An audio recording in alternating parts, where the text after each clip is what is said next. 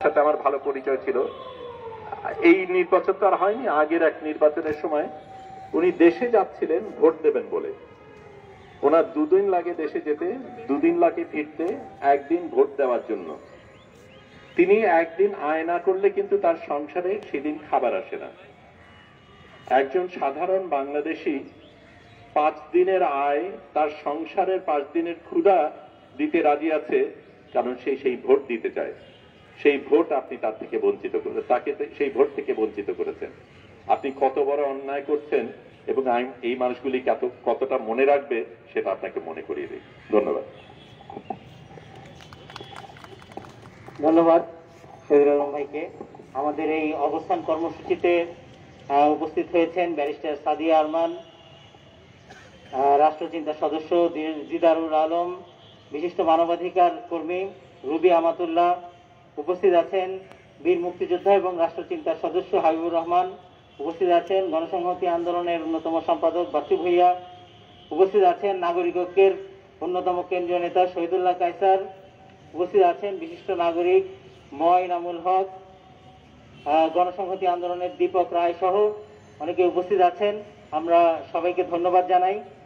এখন বক্তব্য রাখার জন্য ভাষানী অনুসারী পরিষদের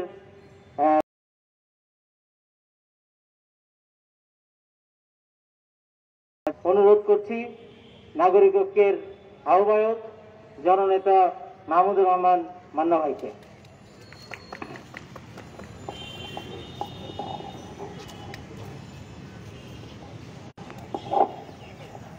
জনাব সভাপতি, সুধীমণ্ডলী, সাথীরা, বন্ধুরা, আসসালামু আলাইকুম। আমাদের যা বলার ছিল সেটা বলা হয়ে গেছে, কিন্তু যাদের উদ্দেশ্যে বলেছি তারা সেটা শুনেছেন কিনা, শুনবেন কিনা, সেগুলো বাস্তবায়ন করবেন কিনা, সেই প্রশ্ন এখন সবচাইতে বড়। কে না জানে যে লোকটা দিন আনে দিন খায়, তাকে যদি আপনি দিনে ঘর থেকে বেরোতে না দেন তাহলে তার সংসার চলবে কিভাবে? বরিশালের রিক্সা শ্রমিকরা যখন তাদের দাবিতে আন্দোলন করলেন, কোন সাহসে এই সরকার সেই রিক্সা শ্রমিকদের উপরে নির্যাতন করল? বাঁশখালীর ঘটনাও আপনারা জানেন। কত নির্লজ্জ হতে পারে সরকার! 10.5 কোটি টাকা, তাও আবার বলছে জেলা পরিষদের যারা চেয়ারম্যান ডিসি,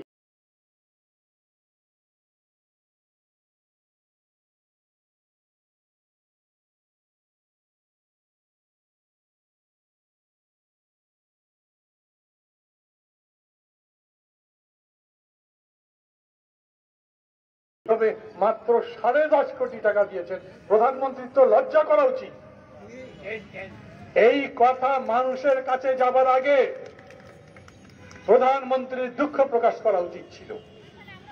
এবং আজকে যখন আমরা শহীদ মিনারে বসে এই কথাগুলো বলছি, তখন তার বোঝা উচিত যে বড় দুঃখে পড়ে আমরা এখানে এসেছি। বরিশালের যেরকম রিক্সা শ্রমিকরা রাস্তায় নেমেছিল, ঢাকায় যদি রিক্সা শ্রমিকরা রাস্তায় নামে, লক্ষ শ্রমিক, তাদেরকেও পিটিয়ে শেষ করবেন? পারবেন না। এত বড় ভারতাবাদ সরকার বলছে 45 লক্ষ পরিবারকে 2,500 কোটি টাকা করে দিবি। 1 বছর পার হয়ে গেছে, দিয়েছেন টাকা? কালকে পরিকল্পনা মন্ত্রীকে আমি একটা টক শোতে জিজ্ঞেস করলাম। এখন আমি যদি বলি যে উনি বানিয়ে বলেছেন, মিথ্যা বলেছেন, তাহলে এটা খুব শোভন হয় না। কিন্তু আমি সমস্ত গবেষণা প্রতিষ্ঠানে দেখলাম, বলা হচ্ছে 46% টাকা আগেই এই সরকারের দালাল চামচারা খেয়ে ফেলে। আর উনি বলছেন 70% তাদের কাছে গেছে। আমি এখন আবার জানতে চাই, আপনি যে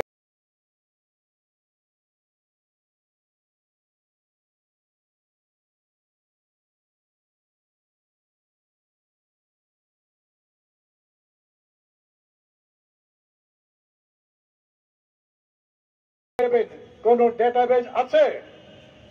না যদি থাকে তাহলে এইসব 420 গিরি কেন করেন? আমি আজকের এই সভায় দাঁড়িয়ে একটা কথা বলতে চাই, সেটা হচ্ছে এই রকম করে কেবল কিছু কিছু কথাবার্তা বললে হবে না, আমাদেরকে জানিয়ে দিতে হবে। স্পষ্টত আমরা জানতে চাই এই 45 লক্ষ পরিবারকে টাকা দেবার পদ্ধতি কি, মডালিটি কি, 7 দিনের মধ্যে বলবেন। একই কথা আমি বলছি, 1 লক্ষ দুস্থ কৃষক পরিবারকে সাহায্য করবেন, তার মডালিটি কি সেটা বলতে হবে। একই সঙ্গে সমর্থন করছি, অর্থনীতিবিদ রেজা কিবরিয়া বলেছেন 35,000 কোটি টাকা তাদের জন্য বরাদ্দ করা হোক যারা দিন আনে দিন খায়। ইনফরমাল সেক্টরে যারা কাজ করেন তাদের কথা আমরা এখনো বলিনি। এই দেশের 70 থেকে 80% লোক ইনফরমাল সেক্টরে কাজ করে, তাদের জন্য আপনারা কিছু করেননি। লকডাউন করে বেড়ান। আছে নাকি লকডাউন কোথাও? এই ঢাকা শহরে লকডাউন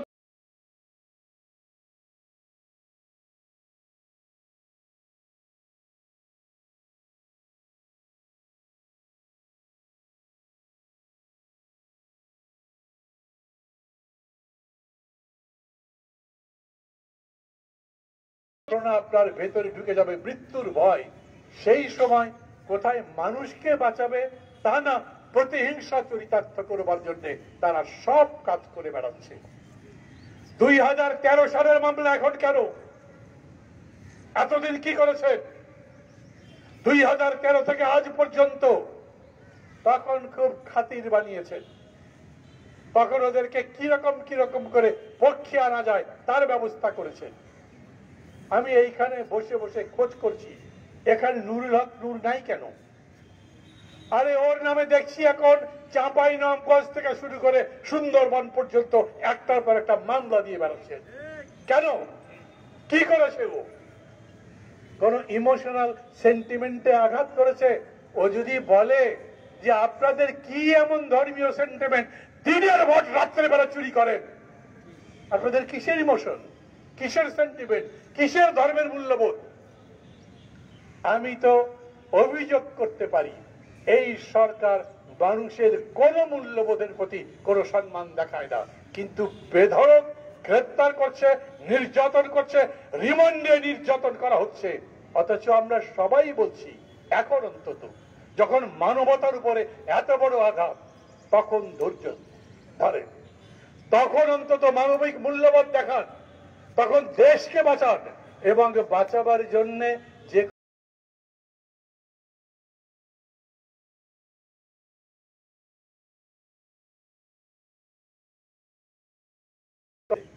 যদি না বলেন তাহলে আমি আজকের এই সমাবেশের কাছে বলবো, আবার সমাবেশ ডাকবো ঈদের আগে অথবা পরে, হাজার হাজার লোক আসবে।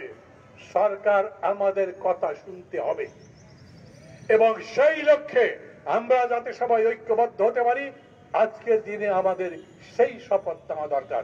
কারণ এরা কোনো ভালো মানুষ না, এরা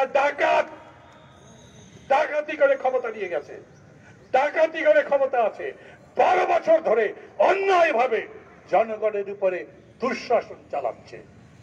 ওদেরকে যদি এখন ঠিক মতো কথা বলা না যায়, ওদেরকে যদি ঠিক মতো জায়গা মতো ধরা না যায়, তাহলে ওরা এরকম করেই আরো কত লোক মারা যাবে সেদিকে তাকিয়ে দেখবে না।